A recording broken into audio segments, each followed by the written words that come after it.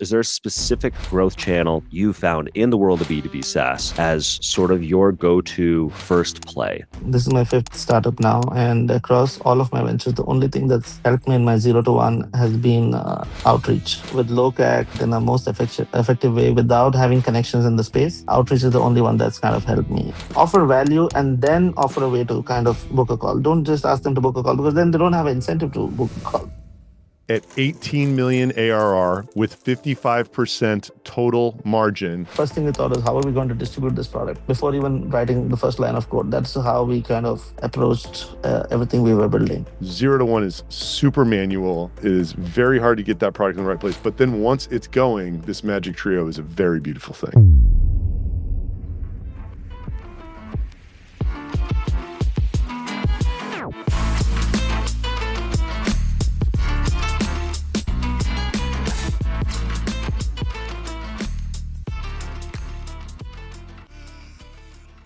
Welcome back to the show.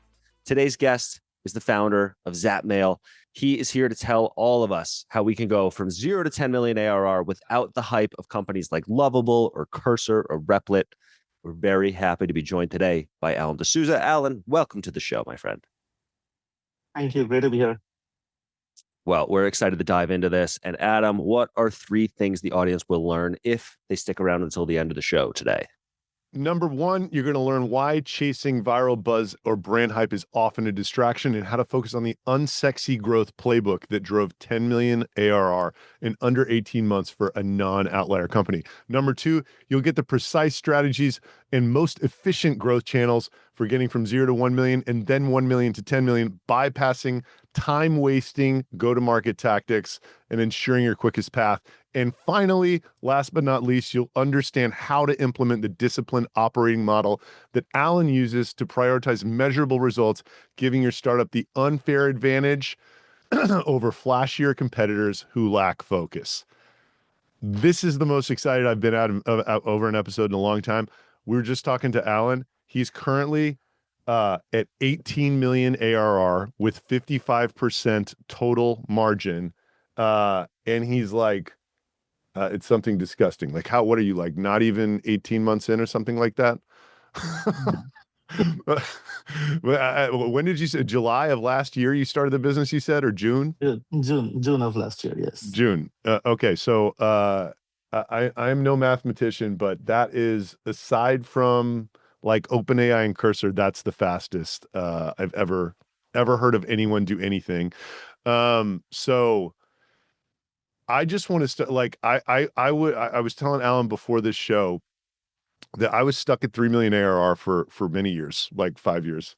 Whenever somebody like him would get in front of the camera and say, I'm on this like exponential growth trajectory, I just wanted to know, like, okay, what the hell do you do? How did you get that idea? How are you growing so fast? And what that you're doing can I apply to my own situation? So can we just like knock out those 4 questions and, take it from there. So what do you do and how did you get this idea? Yeah. So we set up the process of creating mailboxes for cold outreach. So essentially, we set up cold email infra using Google and Microsoft mailboxes. That's what we do. As simple as it sounds, right? And the challenge that we had was essentially when we were doing cold outreach ourselves, we realized that email infra was the most broken layer, and I had to do all of this manually. I had to set up mailboxes manually, and while I was doing all of that, I realized that the whole process was super boring, super tedious, a lot of repetitive tasks, and it was very easy to do it wrong.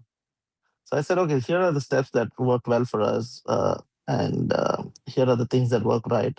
And I also run a sequencer called Reach Inbox, and where we saw that, okay, a lot of the users who were there, uh, their campaigns used to fail because their infra was broken.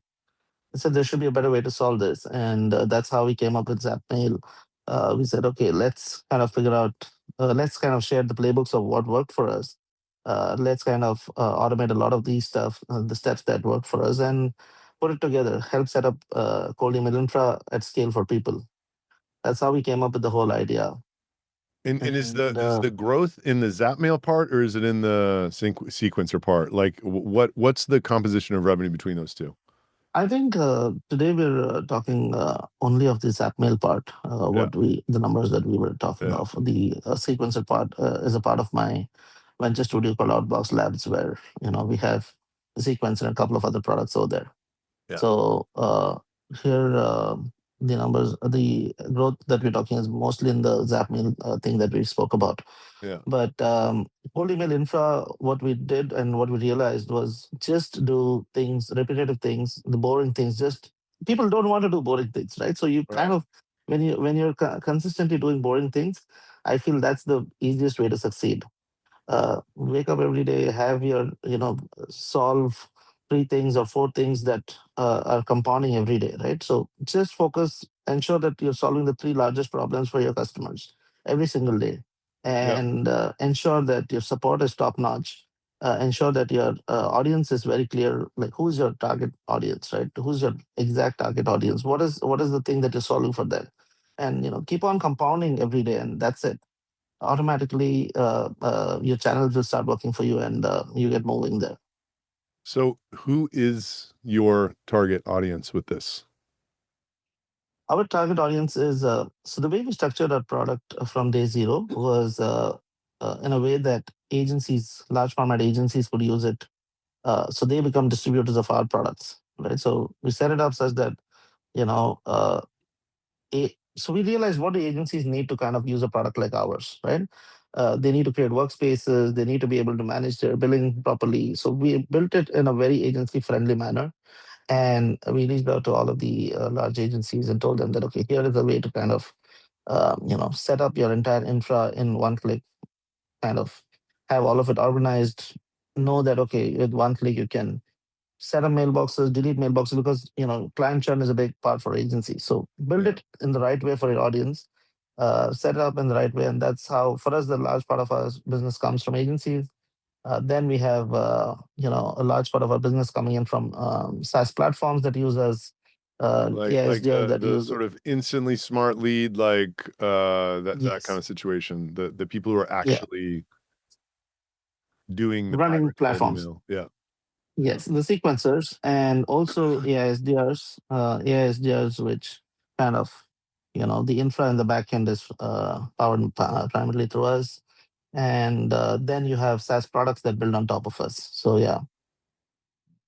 Sick. And then what was it? What was like the 0 to 1 go to market? It was just your relationships from like, No, so 0 to 1 was outreach, right? So we kind of did outbound ourselves, because we didn't have relationships at that point. yeah, Really, all right. you know, we, Well, that's we were just amazing. getting started. You were speaking as though I just assumed that you did, which it's amazing that you did not.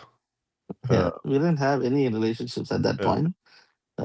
We were really early in the space because cold email infra as a space didn't exist when we started off. yeah, We were competing against people who were doing it manually or through VAs. So our competition was VAs or people who were doing it manually, right? yeah, And one thing that worked in our favor was uh, we didn't take any shortcuts. That was one thing that worked really well in our favor. Uh, a lot of companies that were doing it kind of chose to use educational accounts, nonprofit accounts, legacy accounts to kind of, uh, you know, uh, have larger margins. yeah, We said, if you're not favoring your customer, sooner or later you're going to die. yeah, And that's when, in the recent takedown, when Google kind of went on banning all of the legacy and educational accounts, not one of our 700,000 plus mailboxes got affected. So that's where it is. So that was the advantage that we had. Just be loyal to your customers. I feel just be doing right to your customers, and then the customers will keep on helping you spread word about your business. That's the primary thing that worked for us. yeah. I got you. And there's a question from Thomas. Does Zapmail compete with Smart Lead?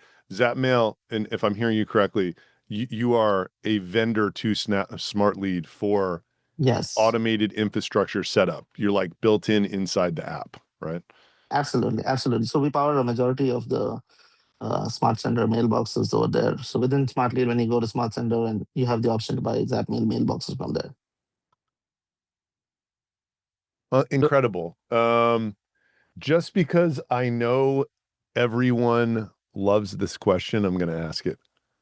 Do you remember the copy of the first outreach email that you wrote about this? Yeah. Of course. So what we did, we sent out an email saying the value. You had to send out the right value. So we just offered a free email which said your SPF is broken. Would you want us to fix it? Even if it Right? Your wasn't. SPF record. No, we scanned. We scanned. Oh, We yeah. scanned. Yeah. We wrote automation and we scanned domains and we said, okay, the DNS has broken SPF. And he said, okay, here is a broken thing. And we got crazy, insane response rates because people wanted it to be fixed. And we said, okay, this is probably going to help you get better deliverability. Incredible. Do you still use that tactic, or is it like? Yeah, I mean, it hasn't, a lot of people copied all of that Yeah. eventually, but yeah. So we I got think good response. I think there's a lot of people listening to who are saying, like, will probably hear you, or at least had you not made that comment that you just made, I thought, oh man, I need to start with cold outreach. But like we say it all the time on here, you need the right message going to the right person through the right channel, and the right person and the right message. You matched both of those by doing this scan, and like, yeah. So I have a question kind of off of this. So like, you're telling them that it's broken. What was sort of your offer in the email? Would you say like, book a call and I'll tell you how to fix it? Would you give them information? Sort of what did that next step look like for them? Yeah, so essentially, we would just, for us, we wanted to reply there, right? So we would ask them, can I send you the right SPF records? And we would then, when people reply, we would say that, okay, here is your current, this is how you'd fix. And if you want me to do this at scale for your mailboxes, here is a way to get your mailboxes. So let me know, here is a book a call, right? Offer value and then offer a way to kind of book a call. Don't just ask them to book a call because then they don't have an incentive to book a call, right? I love that. I so off of that, I'm sure a lot of people are curious. Like let me do a little preface. Like I love that your business and the problem that you're solving is this one that continues to get worse and worse for the customer, where the pain of the problem gets worse and worse for them, right, over time. I mean, what, 10 years ago we could probably just send emails off of our main domain and send a ton of them out, and there wasn't, the spam traps weren't as bad. We certainly didn't have AI spam filters, like AI literally battling with AI, from like AI writing to AI spam filtering.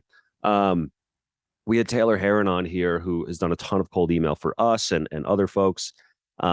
He runs really big cold email infrastructure. He was saying nowadays he doesn't let an inbox send more than 25 emails a day, which, I mean, I remember a time I was doing 150 at least. So now all of a sudden, like, oh, not overnight, but over the course of a couple of years, now I need 6 times as much, inboxes to manage, and like it's just more and more of a nightmare. So do you feel that that has like really contributed to this? And kind of my question going into that, is there a type of product industry that's kind of more well suited for not viral but rapid growth, similar to what you achieved or even our B2B last year, compared to others? And does that relate to sort of that, like, kind of finding the wave and riding that? Is there a specific sort of, I guess, industry that's more well suited for that? I think, yeah, of course. I mean, there's always that saying, right? In a gold rush, sell shovels. I think that kind of finding the gold rush, what industry is, having that tailwinds. I think that's very important. And then selling shovels and helping people with the things that can, make them do the most during that gold rush. Supporting that. That's where we kind of. So one of the things that actually worked really well for us in our favor was when we started Zapmail. Um, we had the opportunity, or we had the chance to say, okay, I just want this for reach inbox customers.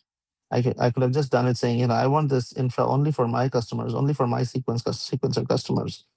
And what we said was, no, you cannot force people to use your product. You should kind of open it up to all possible sequencers and allow people to choose, have the right choice, right? Allow them to make the choice. That's one thing that worked really well for us, because then you remove the friction layer of them having to come to you as a sequencer. They could continue using whatever they were doing, but just have better infra on any sequencer that they were using.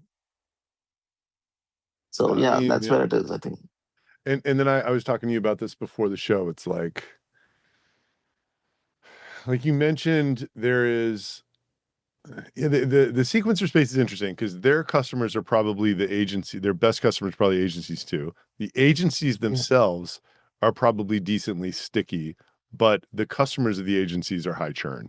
So, but you being something that's a layer under the sequencer, it's a super sticky product. Like what, once you're in instantly, you're like growing with instantly, which is just so incredible. Yeah, I don't know I think what else to say about that. As that's one somebody thing. who just has a high churn product, I'm so envious of it.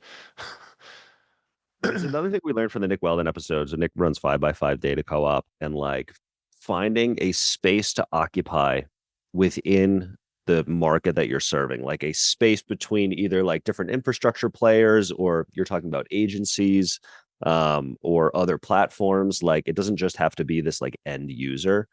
And when you have that in mind, all of a sudden the way you message, the way you build your product, what you care about, what your gear, everything towards completely changes. And I think like we were talking about offers last week, and yeah, it just completely changes what you're going out to the world with, and that can make or break your company. Absolutely. Okay, I want to talk about this thing. In that niche, one of the things that I've noticed is any business that helps another business make more money, I think that business, of course, has a huge tailwind, right? So if you're building in a space that helps another business do, or operate better and make more money through their business, I think that itself is a massive advantage that you have. So that's what I see with the sequencers. That's what I see with any GTM tool that's there.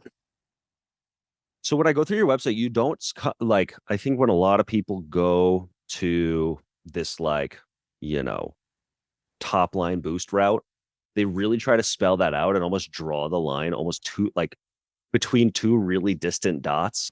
It's like, save your DNS and boost your revenue. It's like, well, hold on, that's a pretty far leap. Like, let's dive into like what exactly, and you kind of go the route of like leading people there. Like you're not explicitly saying you're going to make a lot more money, but like you're saying, hey, here's all the problems we're going to fix that you don't have to worry about anymore. And that in turn, like, I think people make that connection. So in the world we're in, this is called Unfuck My Startup after all. A lot of startup founders in here. We're startup people as well. There are a lot of vanity metrics out there, especially when it comes to like generating noise, generating awareness. People track things like opens or replies, but not tracking it all the way down to revenue, which is ultimately what we care about. Is there a like single or set of important metrics that founders look at that you feel are just creating noise? And this could be in the world of like virality. Like people really love when posts blow up, they're like getting a lot of attention, a lot of vanity metrics. Are there kind of with your more, let's call it the unsexy growth playbook, the pragmatic approach? Are there things you look at that you think, I'm not sure why every business doesn't have this as their KPI, and then the opposite of that, I'm not sure why everybody cares about this metric. Are there like certain ones that you follow or don't follow that everybody else does or doesn't? Because I think one of the things that we definitely look at is our NRR. I think that's one of our largest metric that we look at is how much is our customer, how much of our customer is he, which of these customers are expanding usage with us. If the NRR keeps on growing, that's where we see, okay, things are okay, right? Because like Adam mentioned, it's a business where the customers of our customers are churning constantly, but we need to identify if our customers are at least expanding their usage with us, right? So as long as your NRR is good, I think that's one thing that tells you that okay, people still, in spite of everything, people are just continuously expanding and their usage of your product. For us, that's one metric that we've constantly obsessed over, right? Is that So yeah. is that necessarily the largest customers? Because I know there's this huge tendency. I'm sure you felt it or seen it at the very least. There's a huge like I bet if we talked to if we called up every person in here, like, and had them be a panelist, they'd be like, yeah, I'm trying to go up market, I'm trying to go more enterprise. And like that is the tendency where they're like, oh, well, I can do the same amount of work and get 10x the amount of revenue. And then like all of a sudden everybody's moving upstream. And this is almost a little bit different than that, where it's like, well, let's just look at who is actually like advancing their usage, who's finding the most value. In your case, is that the Yeah. enterprise people, or is it sort of a different subset of the audience? We see a lot of our customers coming in at our lowest plan, right? Most of our customers kind of come in at our lowest plan and then expand to the growth plan and then to the pro plan, right? So that's the journey that we see, because they cannot believe that okay, this really works. So they're like, okay, let's give it a try. Let's see if it actually works for us. We come with the starter plan to find out whether the deliverability actually matters to them. Then they kind of see that okay, then they go to the growth plan and pro plan. So we see that happening across our customers. We're mostly servicing a lot of SME users, so that's where it is. Nice. I gotcha. That's great. I want to revisit a little bit of this. So like you were talking about early go to market, using outreach, outreach, the tactic, not the software. Maybe you were using outreach too, but I probably not. So I'm curious of like, and let's think of in the 0 to 1 million kind of phase, right? We're just getting off the ground. We're just trying to survive and make sure that we have, the ship can float a little bit. Is there like a specific channel, because you've found it, this is not your first time around, is there a specific growth channel you found in the world of B2B SaaS as sort of your go-to first play? Is that outreach? Is that something else? Yeah, for us, across my companies, this is my fifth startup now, and across all of my ventures, the only thing that's helped me in my 0 to 1 has been outreach. Cool, just outreach. That's the only thing that's worked for me. Maybe I don't. Maybe I've not explored any other channel, but doing it with low CAC and doing it in a most effective way without having connections in the space. Outreach is the only one that's kind of helped me do it in the right ways. But you need to ensure that you're doing outreach right, providing enough value, reaching out to your right audience. I mean, identifying your right audience and doing outreach right. I think that's very important. And then, so I want to ask a question that no one has an answer to, but has to be on the back of everybody's mind. There's this book called The Predictable Revenue. It's called Predictable Revenue. This guy, Aaron Ross, was kind of like the first to separate people into SDRs and AEs and have people send email sequences. Back then, it was a 1 in 10 reply rate. No, I think it was a 1 in 10 book demo rate or something crazy like that. I'm looking at what Taylor Heron sent me this week for how my, which screen is this? 2 screen, desktop 2, for how our cold email is doing. And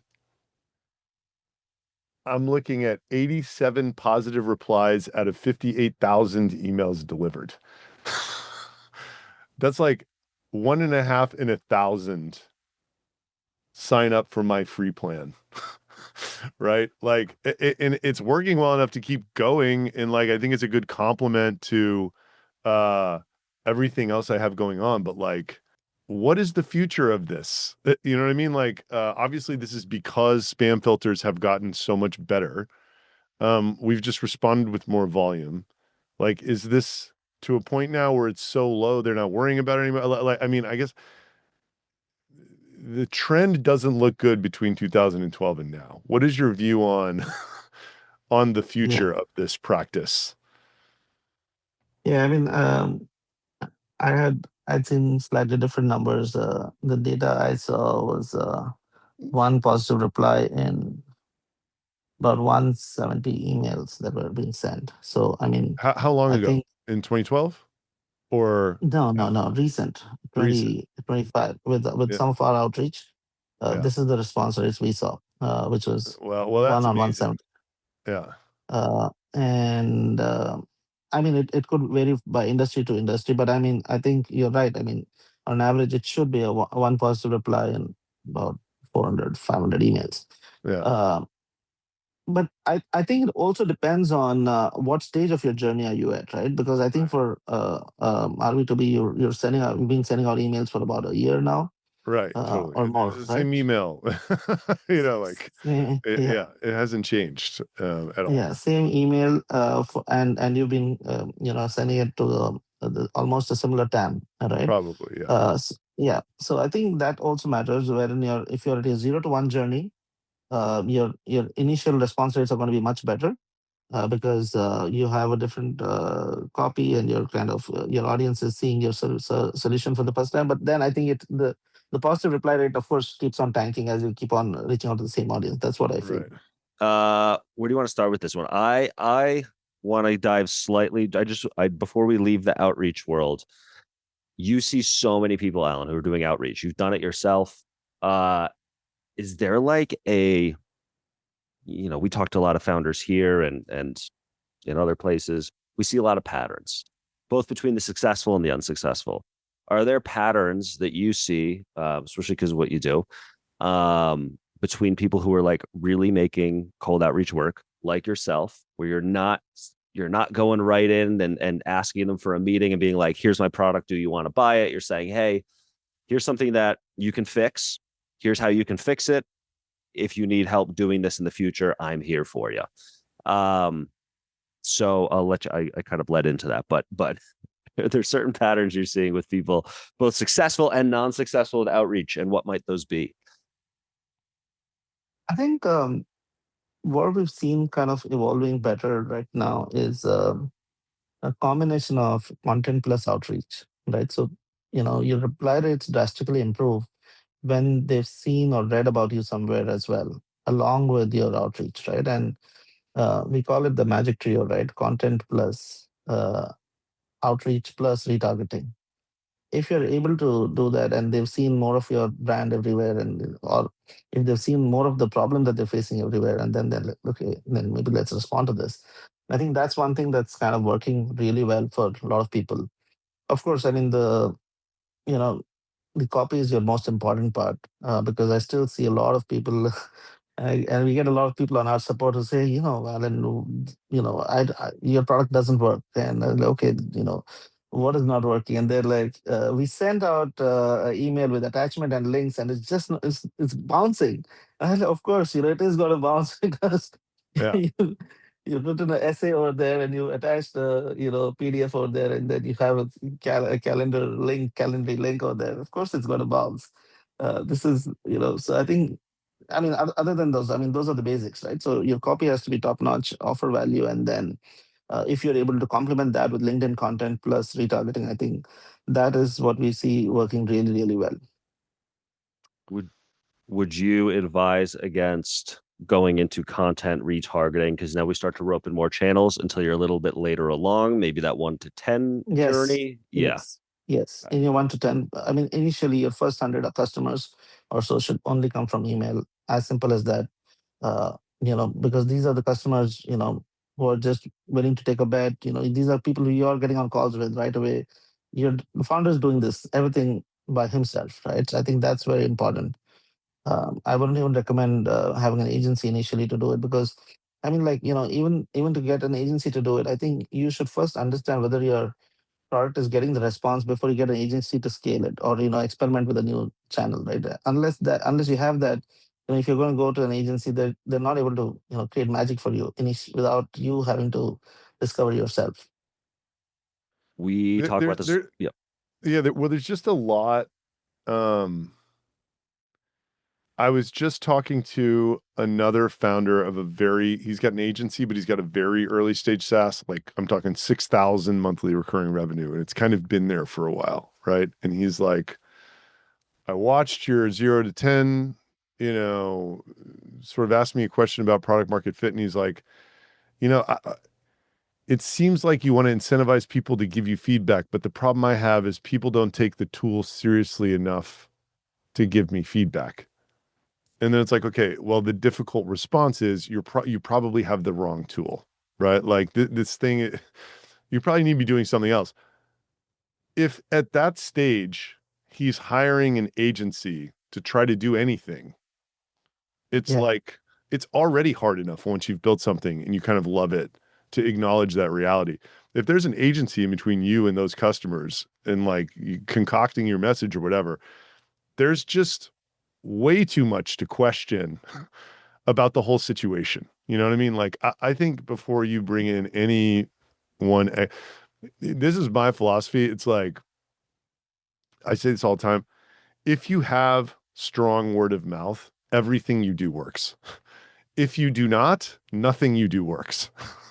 I mean, unfortunately, you don't have that at the very beginning, but at the very beginning, it's so freaking manual. And like, there are really strong indicators about product market fit. Like, I am sure with Zapmail, before it existed, you could just go to these agencies that were doing all this manually and say, before you even had anything, I can do this automatically. And they're immediately like, their antennas go up. They're like, where do I sign up? Like whatever else. So, it's just like the facial expressions that I'm sure you got when you were talking to people about this were the reason why you build something, right? Like, rather than, or it's an incredibly painful thing for yourself. But it's just a problem that happens to a lot of people.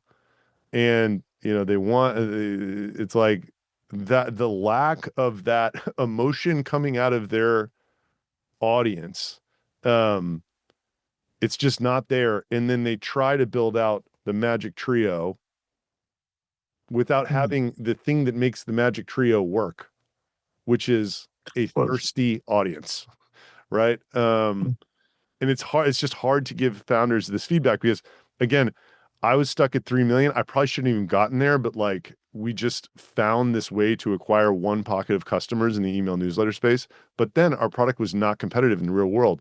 And it's just devastating having to look in the mirror and tell yourself that you just have this thing that's like dead in the water. It's just like, this is not going to work. I need to do something completely different, right? Like, because it's hard, Anyway, that was like a big ramble, but I think it was like 0 to 1 is super manual.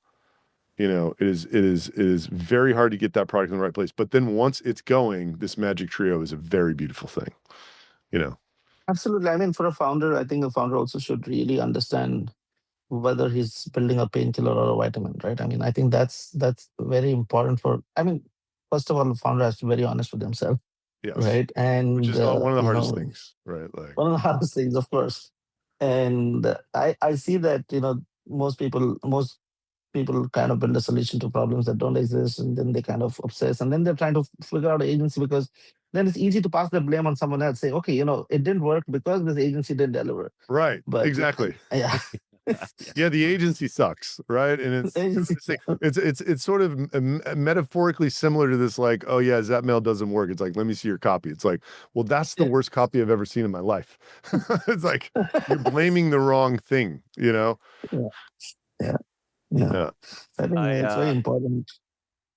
I also think the outreach, one of the reasons it's so important in the beginning too, is because you do get that actual feedback. You can test all these different messages. You can test super rapidly for pretty cheap. You can test things like the pain points that you're going to market with, your solution, your offer. You really do get great feedback, and you can kind of parse those out based on like open rates, replies, positive replies, clicks, all of that stuff. And you can kind of make assumptions from there. We talk a lot about customer discovery. We're big fans of the Stephen Blank kind of, customer discovery model. And something we noticed, we started the community about a year ago, got to talk to a ton of founders. And, you guys are both talking about kind of looking in the mirror. A lot of founders think they're further ahead than they are. They think that because they've had an idea that they've actually validated the customer. But like realistically, if you're sub 1 million, you're in this customer discovery phase and you're just trying to figure out how to validate that you actually have product market fit. If you literally cannot keep the shit on the shelves, if your calendars are completely loaded, you have way more people who want to talk to you than you have time to talk to them, you're probably in this stage then. Like you're probably actually here and you don't need to keep pivoting back. But I think the most painful thing for founders to do is to look in the mirror and realize I don't have this. I need to go back and pivot here. And pivot might not mean change my product completely, but it might mean change my offer around, change my model of how I'm getting people in, allow them to try it more, maybe change the audience that I'm going after. There's a lot of things you can do here that are not necessarily product things. And I just wanted to share that because, like, I think, I have this thing that probably people have heard me say before, but like, founders are typically ambitious people, and ambitious people typically get ahead of themselves sometimes. And that is like, there's so easy to get ahead of yourself when you're really excited. The stakes are really high. Maybe you have some capital in there. So now you have that pressure weighing on. And like I see this with some of my clients too, where it's like the excitement and desire to get to the next stage almost like clouds their ability to think in the current stage that they're in, and like think about really small things like, what problem am I actually solving that isn't a problem that I'm inventing for my users? Like, what is something that when I talk to people, their like eyes light up because they're so frustrated at not having a solution for this thing, or not even knowing there might be a solution there. And that's this like whole sell before you build thing, but like really just try to freaking validate that people you're not inventing a problem, and that the problem is so big that they'll buy something to fix that problem. Someone said, go slow to go fast. I mean, yeah, baby steps, baby. Alon, I have a question for you. You're bootstrapping this thing, which I think is awesome. You did VC back before, but like, do you have a sense for, with the current product suite, what the potential like revenue TAM is for you? Did you even care when you started? Like, or was it just like, this is so fucking painful for this small group of people? Like, I can have an incredible niche business. I don't really care if it tops out at 20, maybe it's 30, maybe it's 50, whatever. Like, Yeah, I think that's a very overrated problem where people keep on obsessing over how large the market is, how crowded the market is, all of that stuff, right? I mean, even when we started, um, we were advised by my friends in the space that, okay, Alan, that's a red ocean. Don't get into that space. It's very difficult. There's a lot of competition and all of that. And I was like, okay, it's a niche. I think I understand that space well. I think I'm passionate about the space. Let me build and go after that market. It's a red ocean because people have a problem. And, let's go there. Let's build something of value. And of course, everything else follows from there. We didn't really consider how large the market is, how we just went that, okay, let's build out a product. And then, once you have PMF, then you can keep on expanding your TAM. I believe that you can figure out how to expand your TAM. It's very easy to expand a TAM once you figured out yeah, one TAM at least, right? Once you figure out a PMF for one of the things, then you can keep on expanding. And we went with that approach. And thankfully, we're constantly expanding our TAM across our product suite now. and then have you, you said this is your fifth startup, and you're involved in a venture studio. Maybe it's yours, maybe it's, your partner or whatever. What is, I'm assuming Zapmail is like the fastest thing you've ever been a part of. I think it's so I'm lucky to be part of most of my startups have had a similar trajectory. My first startup was a product similar to ChatGPT, but on SMS. It was called Text Browser way back in 2010 in India, where you could send a message on mobile phones because India didn't have internet those days. So we had built a product where you could just send a text message saying, "Hey, tell me more about." Find me the best biryani places around me, or how do I make a biryani, or anything that you ask ChatGPT. Of course, a much smaller subset is what we had built, and then we would summarize that into 480 characters and send it out. And we used to charge 1.5 rupees back in the day, and we ended up answering about 1.4 billion searches over the next 2 years. So I mean, at that in 2010, it was a huge number. It was a huge market share that we had captured over there. So I mean, for us, it was like figuring out a fundamental problem, going after that, and then figuring out distribution was something that we kind of were going after. So every time we thought of building a product, the first thing we thought is how are we going to distribute this product before even writing the first line of code. That's how we kind of approached everything we were building. Okay, I want to ask the audience, does anybody else approach their startups that way? Think distribution before you even build anything. Is anyone else thinking that way? Yes. Partners. 100% you have to. Yes, yes, yes. No. Yes, yes. Yeah, I'm kind of, yeah, I didn't know whether that was like a contrarian point of view or not these days. That's certainly how I'm wired. It's like, Yeah.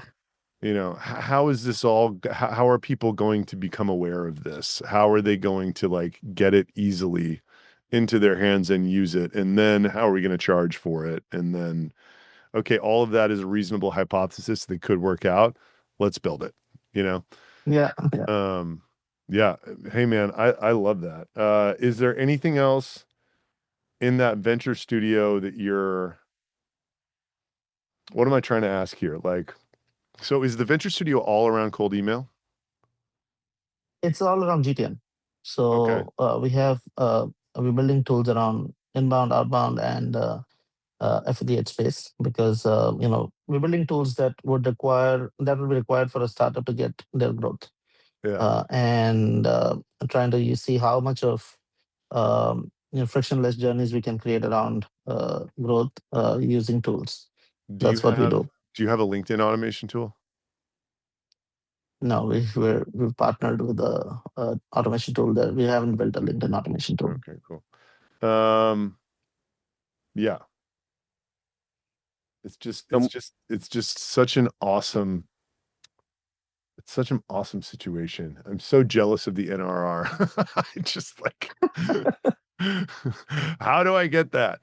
You know, I guess I got to build something and then sell it into agencies and the actual software providers. You know, that actually, yeah, I mean, dude, I just remember, so it was Christmas 2 years ago, between Christmas and New Year's, before you were around and before any of these platforms had this ability to do this.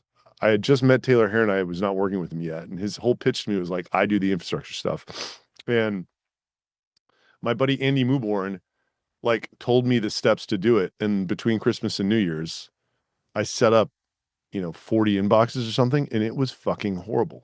I mean, it was absolutely just grueling, mind-numbing, step following. Oh, I didn't do this, so I got to do this. Like, I didn't hit this, different in Gmail and Outlook and like whatever. So yeah, it's just I see why this has worked so well. And I'm just so confused about why it didn't make sense to me the first time I saw it. It's very interesting. You know what I mean? Like knowing that I went through the experience and then seeing it and being like, well, what is that? Who wants to buy Google inboxes? I think I probably interpreted it as like just Gmail inboxes in bulk or something like that. And like, I didn't really appreciate that it was like the whole infra setup. For me, I think the problem walked to me, Adam. Honestly, I think that's one advantage I had, was the problem actually walked to me. Well, I built this sequencer, right, Reach Inbox, and I had done outreach earlier in my previous startup.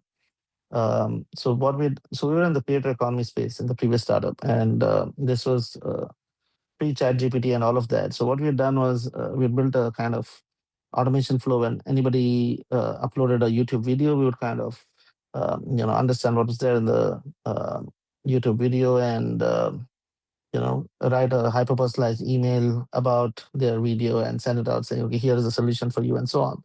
Worked brilliantly with creators. We acquired about 1 million plus creators just using cold email in my previous startup.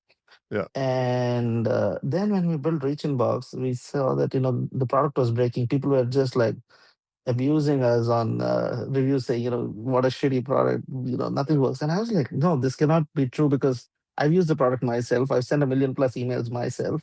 Why is it breaking? Then when I talked to these customers saying, okay, what's happening? Can we go through your setup? I saw a lot of them were using SMTP providers, right? Yeah. That's when I realized, and I asked them, okay, why are you not using Google? And they said, there's no way to just do this in one click. I need to do it. I need to have different credit cards. I need to set up different accounts. I need to, do this, and I need to export this and all of that. And there's no way to do it. And I said, wow, this is a problem that people would then pay for, right? So that's why I always say that, okay, Zapmail was a problem that walked to us because our customers were unhappy with the way they had to do it. So that was a validation for us. Yeah.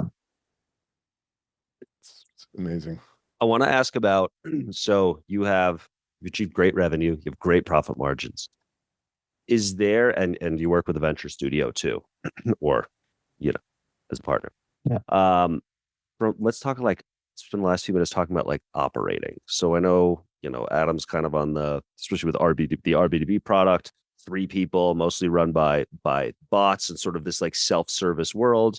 And if you can't figure out the self-service world, well, it's not worth it for RB2B to be ramping up their head count just for the 2% of people at that end. So do you have a operating model that you sort of like to abide by, especially in the SaaS world, staying lean now with AI? I mean, you are Zapmail.ai, so you know all about AI. It allows you to just do more with less. So I'm curious if there are principles you follow from an operating standpoint that have helped you. We talked a lot about getting to that 18 million ARR, but now you're retaining a lot of his profit. So that's the operating part. So do you have any things to share about that, about how you kind of attack that part of the problem? Sure. So I've been a solo founder in this journey, and in most of my journeys previously as well. So one thing that I've had, I've been lucky with is I've had a very good, very strong founding team with me, which is my tech, my ops, my product guys. They've been there with me for a long time, and so Zapmail is a team of about all in, including support, everything is about 14 people, including tech, everything, right? And across the venture studio, we're a team of about 35 folks. So what we try to do is, of course, we're not as efficient as Adam. We've not been able to get to the 3 people model yet. No, but like you're at a lot higher revenue than I am too. You're 11 million more. I would do that trade any day. An additional 11 people for 11 million more revenue. Right. So I mean that's so what we've tried to do is wherever we could get AI to help with the PR reviews, with the with helping with code, or with helping with support. That's what we've done. But mostly it's been having a team which has the right SOPs and all of that. That's kind of helped us as well. So That's putting awesome. together your SOPs, giving the right direction, I think that's very important. I mean, and then keep the team as clean as possible, because as soon as you have bloat in the team, right? I mean, then they don't know. Then there's lack of direction, right? So I mean, this is one more thing I've seen with a lot of founders is a lot of founders think hiring is the solution to the problems that they're facing. I think one of the lines that I love is most startups die of indigestion rather than starvation, right? Mm. So I think I think that's something to look out for. Figure out why it's not working. Go to the root problem rather than people. Yeah, I think too, especially in the go-to-market world, like a lot of people or a lot of founders will think like, okay, I just need a marketing person, like, and then they'll do marketing. It's like, well, what exactly are they going to do? Like, you can't expect one person to define the vision, create it's just you're asking for an entire department, really what is going to become the make or break factor of your business, and just expect to hire someone for like $150,000 a year and they'll solve every one of those problems. It's like there's a lot more you need to set up, and also you need to get very specific about what those people are going to do before you hire them. Because then also, but if you hire somebody, let's say you do get a channel to break, you hire this marketing person, I'm just using this as an example, and you're finding success with like events or whatever, but like that person doesn't really have experience with that. Now you're mismatched. Like, you want to get really freaking defined on exactly, like, from a tactical duty level, what that person's going to be doing, and know how it's going to either free up your time or just in some way contribute in a very meaningful way to the business. Because I think, yeah, like the main reason people hire too early is because they think they're going to solve all their problems. And like, man, is that not the case? Yeah, And then, yeah, there's all sorts of things that stem from that. Cool. Let's see if there's any other things. So, I guess lastly, let's end here. So we love, and especially the way this show has been going, we love giving away really tactical things, tactical points, good advice that isn't just ethereal. Is there a habit or some sort of like non BS plan that you follow? Basically, what I'm asking is there a single most important thing that founders can put on their calendar for tomorrow to really start making progress? And maybe that's really vague, but is there something that people should be doing that they're not right now, that even if they just chopped away at it, whether it's customer discovery, testing messaging, whatever it might be, that you feel people should be doing, but they're not? Yeah, I think one thing is so I recently was talking to a group of founders um, in the valley about a month ago, I guess. And there also when I had the same exact question was what was the copy that worked for you? And everybody was curious to understand what was the copy that worked for you. I think getting this copy right is a huge part of whether you're going to make it or break it.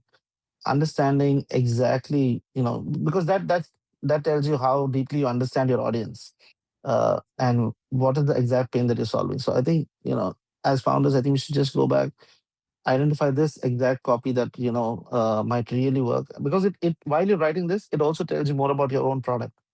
And I think if one takeaway is identify what copy are you going to send out, and then go from there. 100%. Do you have a tried and true method of testing that copy? Is it cold outreach? Is it getting the opinions of others? Yes.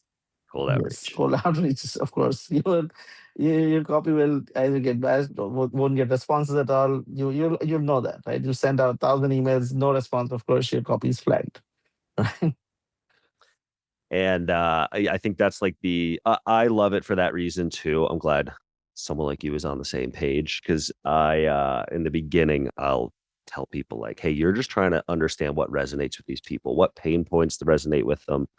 When you send out that initial message, you're just trying to get acknowledgement. You want it to be like they're looking in a mirror. It's like, yes, that's the exact problem I'm having. You have a solution for that? No way. Let me see it. Like, let me dive in further. And that it's like the mirror phase. Like, and you can't, because of that, you cannot invent a problem. Otherwise, they will not be looking in a mirror. They'll be looking at a problem they don't have. I mean, to be frank, and they will blow past your things. There's, I think there's this. I don't know. I've heard, and this is not in like the business domain, but like, people will say often like, oh, people are dumb. Like people are so dumb. It's like, they're actually not. Like people are pretty smart and Yeah. really stingy with their time, their energy, and their money. And they're going to look into things. And for the most part, you're not going to like trick your way into 10 million revenue, right? Or even a million for that matter. So, um, yeah, I just think, I mean, folks, if you've been to the show before, the copy over and over is the thing that this all falls back on. Copy and it going to the right person. Those two things. Yeah. So that's it. Well, Alan, thank you Dude, so much for joining. this was awesome. Thank you so much. And by the way, Alan, I just shot you a LinkedIn message. I have a follow-on question regarding white labeling some go-to-market products that you have possibly. Thank you everybody for this. Thank you, Alan. How can people get in touch with you? How can they read about you, learn from you, whatever else? Would love to connect on LinkedIn, and on LinkedIn, maybe I can drop my LinkedIn over here. Yo, Yeah, somebody Pete just is dropped already it. Pete dropped it. Yes. Yes. Thank you. There we go. Yeah, dude, and thank you. I mean, you get the hustle award for showing up at 3 a.m. or whatever time. Much appreciated. Good. Incredible. Yeah, we're very grateful for that. Folks, next week. Pleasure to be here. Yeah. Hey, thanks for joining. I'd love to have you back maybe when you're on a more similar time zone. So just let us know when you're in the US or North America or even South America for that matter. But next week, folks, we have Eric Partaker. He has over 1 million LinkedIn followers, and we are going to ask him, what are you getting out of that? Like, what exactly are you getting out of that? So we'll dive into that. Adam will share his stories too. And that's all, y'all. The recording will go live later this week. We will see you next week. Thanks, everybody. Thanks, Alan. Thank you. Take care. Bye. Bye.